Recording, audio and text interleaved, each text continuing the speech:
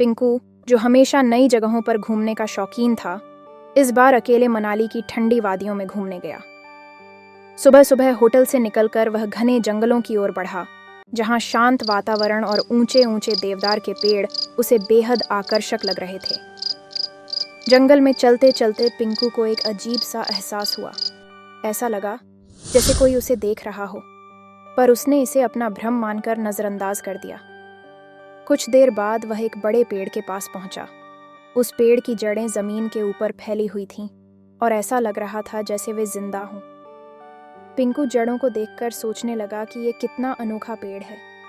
तभी अचानक हवा तेज चलने लगी और उसे किसी के हंसने की आवाज़ सुनाई दी। उसने चारों तरफ देखा, पर कोई नहीं था। डरते हुए उसने सोचा कि वह वापस चला जाए, लेकिन जैसे ही वह पलटा, पेड़ की जड़ें अपने आप हिलने लगीं।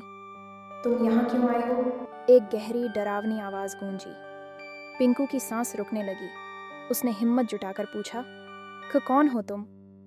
पेड़ की जड़ों ने आकार लेना शुरू किया और कुछ ही पलों में एक भूतिया आकृति में बदल गई। यह आकृति अधमरी लग रही थी। उसकी आंखें जलती हुई लाल थीं और उसके हाथ शाखाओं जैसे लंबे थे। भूत ने कहा, मैं इस जंगल का रक्षक हूँ। सदियों पहले इंसानों ने इस जंगल को काटना शुरू कर दिया था। तब मैंने इन्हें रोकने की कोशिश की, लेकिन मुझे मार दिया गया। मेरी आत्मा इन जड़ों में कैद है। जो भी मेरी शांति भंग करता है, उसे मैं सजा देता हूँ। पिंकू कांपते हुए बोला, मैं सिर्फ यहाँ घूमने आया हूँ, मुझे माफ कर दो।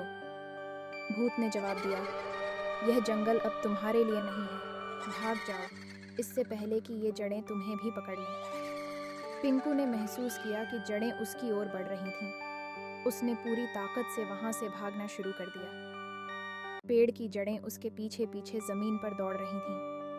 किसी तरह वह जंगल के बाहर एक खुली जगह पर पहुंचा और गिर पड़ा। जब उसने पीछे मुड़कर देखा तो जड़ें गायब हो चुकी थीं, लेकिन उसकी जैकेट पर मिट्टी और खून के निशान थे, जैसे किसी ने उसे खींचने की कोशिश की हो। पिंकू ने होटल पहुंचकर अपनी जान बचाई और कसम खाई कि वह कभी किसी जंगल में अकेले नहीं जाएगा। वह यह सोचकर कांप रहा था कि क्या होता अगर वह वहां से भाग नहीं पाता।